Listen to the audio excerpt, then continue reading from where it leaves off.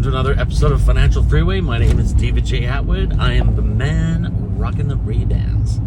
And, we're back to doing the podcast in the morning. I'm actually quite happy. Just going to adjust this a little bit here. The sun's out, and, not out. I say we're still at twilight right now. But the sun's just about to crest over the horizon, and I couldn't be happier. I'm so happy to be back in the daylight instead of doing this after work in the rush hour of traffic. Because look, I could talk and drive at the same time. It's not possible, but when you're trying to navigate, especially that new route that I've been taking home, which is great, by the way, knocking 15-20 minutes off, you got to keep kind of focused on what's going on. You got to watch what people are doing, because people are trying to merge in your lane. You're looking for an opening to merge in other lanes. Traffic is moving forward. People are stopping in front of you. You got to be aware. So it does take a little bit more for me to be present. But my inclination is to do the show in the mornings on the way to work, because this is when I thrive. This is when my energy is at its peak. I've just had a good rest. My body has digested my dinner from last night, so I love it. So last night, really quick, just to catch up on a few things. Last night, Gabby and I went and saw Civil War, the movie Civil War. Great movie, haunting. It was riveting. It was a very, very haunting movie, and I don't like.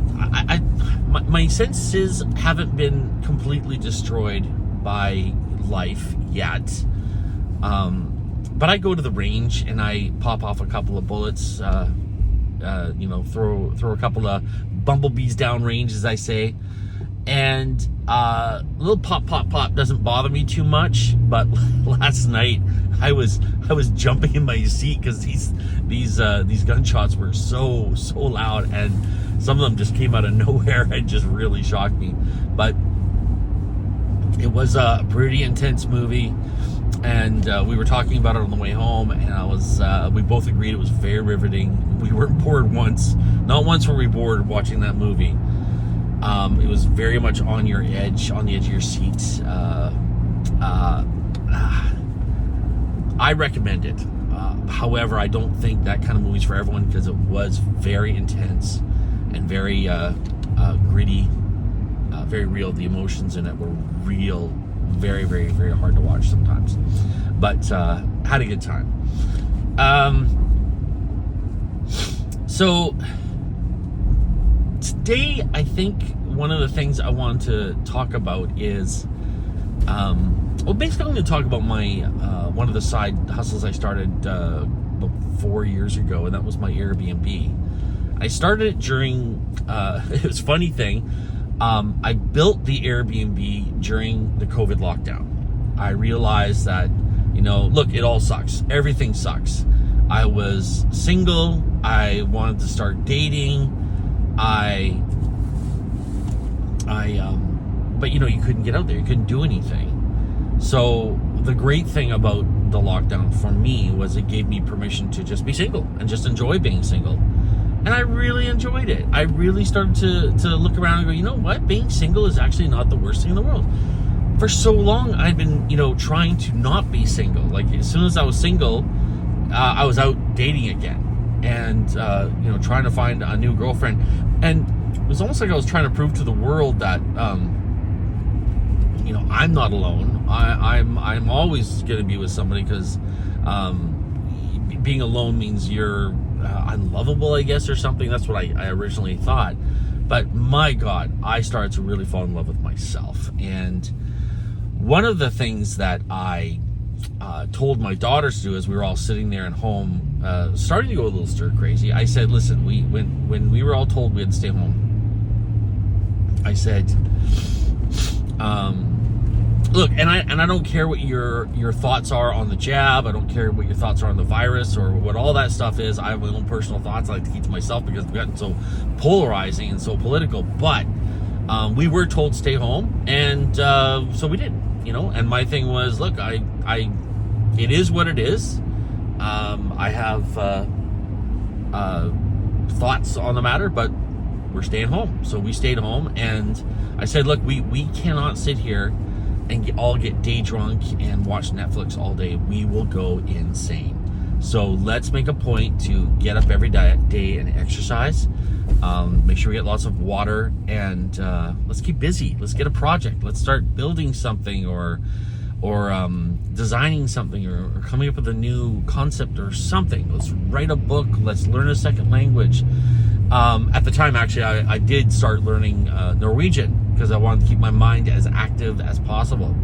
And by the way, jeg snakker norsk ikke så mye. So just don't call me up and start. This guy at work, I told that to one time. I told him I was learning Norwegian, and he started throwing Norwegian at me. I'm like, look, I did not learn much, so it's all forgotten, and it's all been replaced with German. So anyways, one of the things I did was I took, we had a movie theater. We called it a movie theater, a media room in the house. And I had designed it when we first moved into the house, and it had the tiered seating, and we had painted it a really, really, really dark color, like super dark blue to almost to the point it's black. That's how dark it was, because I wanted to copy what it felt like to go into a movie theater. We had even toyed with concepts of putting up illuminated movie posters, of classic movies around the place, around on the walls and stuff. And we had comfortable seating if you wanted to come watch a movie. And the coolest thing I thought I did was we put a light in that when you push a button remotely, the light doesn't turn off, it actually dims to off, which I just loved. That was just the best. So we'd go and watch movies there. But during the lockdown, I thought to myself, I had plans to retire at that time, right before the lockdown happened. So what I was going to do is I was going to turn that bedroom, that portion of the house, into a suite. I was going to move into that suite and rent out the rest of my house. And the rent from my house would support me. And I was doing this, in anticipation because my kids were, in their 20s. Excuse me. And they were about to start moving out and starting on their own path. Sorry, I don't know what's going on there. So this is what I did. Well, halfway through, I found no electricians wanted to come over and work with me, so I'd learn how to do some of the wiring myself. And I didn't do anything critical. Like I didn't run any cable back to the panel or anything. I just moved some sockets around. And the issue was, yes, that's right, I wanted to put a stove in there, and I couldn't find anyone to come over and work because nobody, there's a lot of people that were pretty freaked out about the pandemic and the COVID, so they weren't going to come over. So I kind of did things myself. I had learned as I go. I put a sink in there, and I opened up. I blew a hole through one of the walls, and I was able to put the hole through the wall and connect that theater into a bedroom. So now I had a suite, but I couldn't live in there because there was no stove.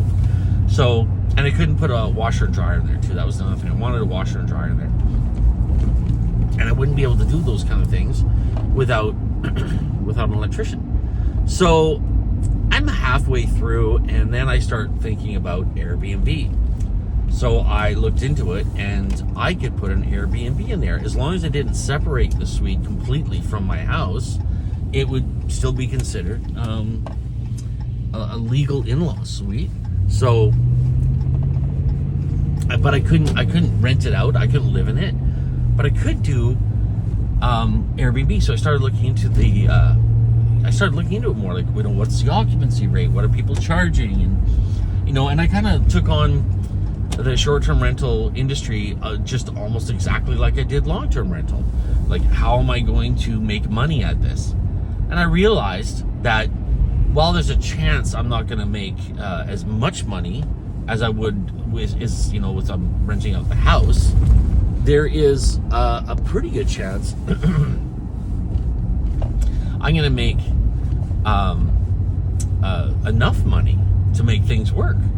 So I was quite surprised with it. And so before I was even finished putting the Airbnb up, because people heard that I was putting an Airbnb up, I was getting contacted from people asking to stay there. Now, the lockdown was over, but during the traveling ban, wink, wink, I was getting people from all over the globe coming over to stay at my place. So I put it up on Airbnb, and I started making a little bit of money. Now, this is what I want to talk about. If I were to go to a long-term rental and rent out that little suite, I might be able to get $1,000 a month for the place. And I'm using just round numbers here. But I decided to put it on Airbnb. I looked at what the average price was for Airbnbs that were like mine. Mine would sleep 4 people, so I thought, okay, what can I get for something that sleeps 4? I searched all the ones that would sleep 4 in my immediate area. What are they charging? And I kind of figured out, a good idea of what I could make from it. When you're running a business, and this is kind of the important part, when you're starting a side hustle, when you're running a business, there is the potential to make more money. And I was going to make more money running this as an Airbnb than a long-term rental. But then everyone started saying, well, what about when you're not booked? It's like, yeah, that does come into play. That's the risk. The risk is you don't get booked. The risk is you get a bad guest. The risk is you have to deal with jerks. And I'll tell you something. All those things came true. I have had a lot of recently, I went 3 months without having solid bookings. I had some bookings, but not enough to even pay to warm the place. And after the contract cleaners come through, I'm left with very little profit. So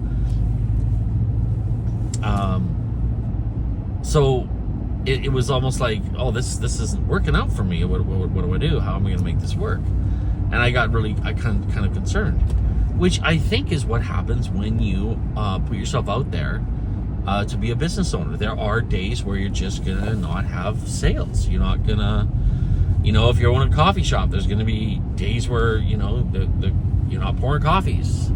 Or there's going to be days where your expenses outweigh your income. That is the reality of it. But on the flip side, there is a flip side where you're open to the potential of more. You're open to the potential of more profits. And what keeps people away from success is not hard work. It's not the exercise, or not even the time commitments. Maybe in some cases it is. Some people are like, oh, I'd love to start a business, but I've got young kids at home, blah, blah, blah. I'm going to school. But I truly believe what keeps most people from success is when people are afraid of those days when you're just not making sales. And the reality is, I went through 3 years of having like a 90% occupancy rate, making great money, and the business was running. I made some mistakes. I learned from them. I polished it up, made it better. Everything worked.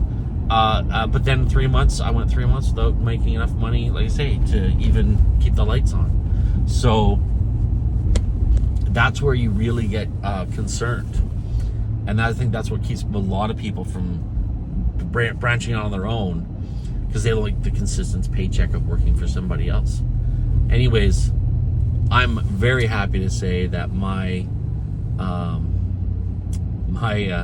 Airbnb is doing very well these days. And is that a spot? I think it's a spot. I think that's a spot. I think I'm gonna take it. Yeah. Oh, look at that. Daddy has a parking spot today. I think it's tough when you're starting a business because there are a lot of scary moments, and when you're sitting there wondering, geez, what did I make a mistake? I think that's the time to really buckle down and say, no, we're here, and we're gonna keep pushing through. And during the time while you're having a little slow time, maybe do some renovations. Maybe put a fresh coat of paint on the place. Maybe start rethinking some systems you have. For myself, it was a little bit slow, so I started looking around. And me and Gabsters went into the, let's just adjust this a little bit more here. Went into the suite, and we noticed that the Venetian blinds were one of the blinds were broken. It didn't look really great, so we took the whole thing off, but replaced it. We looked around at other things that we could fix. We noticed some broken dishes that weren't replaced.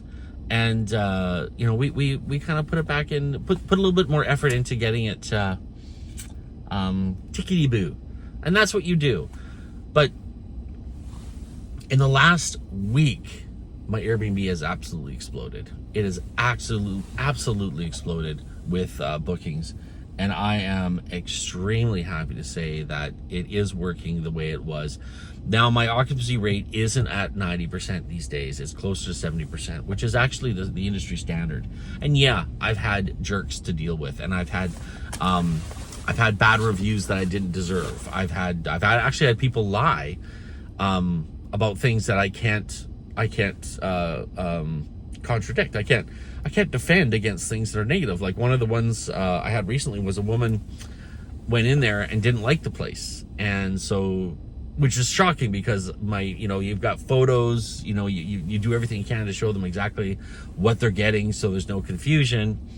She walked in and said, well, it smelled mildewy.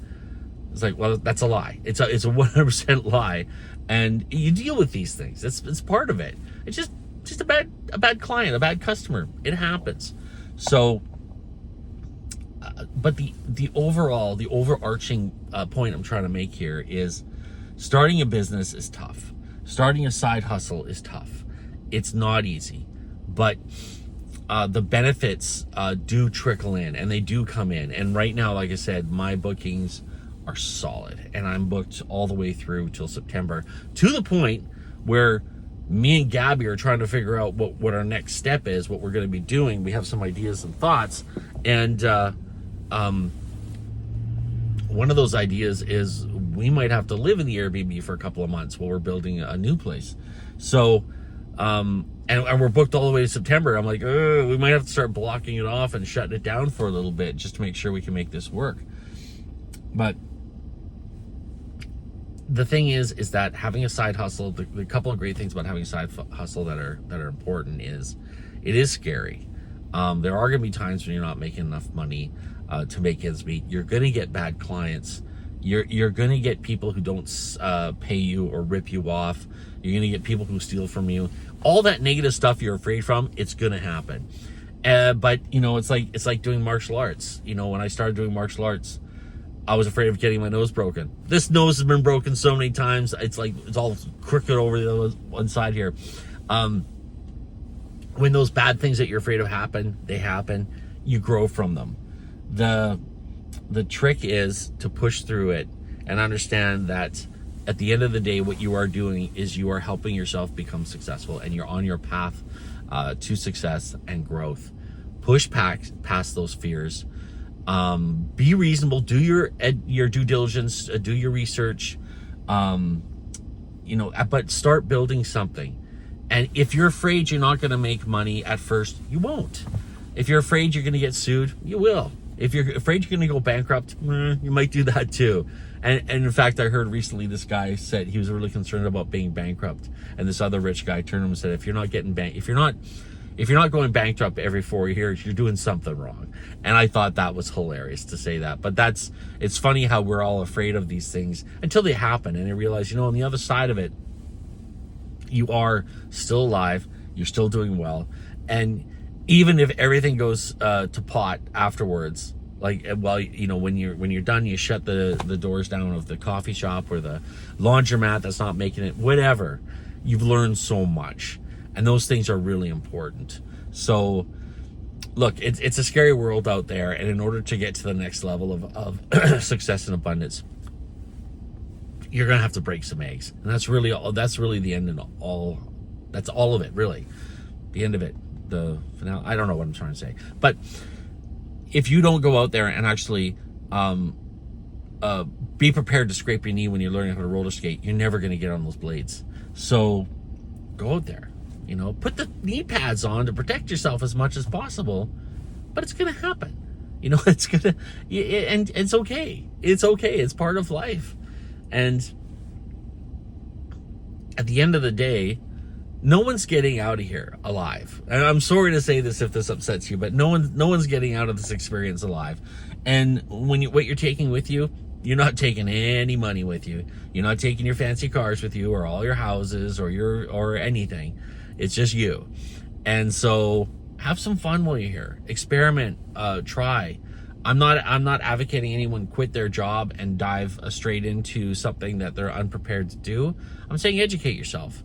Start side hustles. Side hustles are good to help you. For instance, recently there was an issue with my day job, and a situation happened last year that was completely out of my control, but it caused me to.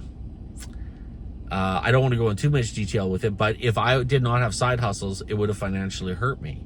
So, but it didn't affect me at all. In fact, I didn't even realize that there was an issue until I got home and everyone was saying there was an issue. And I was like, okay, well, whatever, it's all good. And my side hustles were what kept me afloat during that time. So what I say to everyone is go out there, get those side hustles, scrape your knees, break those eggs, make a delicious omelet. Thank you so much for watching. It's a little bit longer today, but I'm just really excited to be out in the sun, having the sunlight up at this time of the day. And I'm really excited I found a parking spot, because this thing has been jam-packed for weeks. But thanks for watching. If you're watching us on YouTube, make sure you subscribe. Give us a thumbs up if you like what you're listening to. Check out financialfreeway23.ca. We are in the midst of trying to turn that over to financialfreeway.ca. There's some issues right now, and it's very, very technical, but we are going to figure it out. Because financialfreeway23.ca is what the website provider gave us, but we want to go to financialfreeway.ca because it sounds a little better. Check out that stuff there. We're throwing up blog posts there. We're throwing out reading lists to help you become more successful, to open your mind, to educate yourself. But definitely check it out. And wherever you are in the world, you know, share what you're listening to. Just pass it on to people, because it's really important that, and we all believe it here at Financial Freeway, that everyone has an inalienable right to live a life of abundance.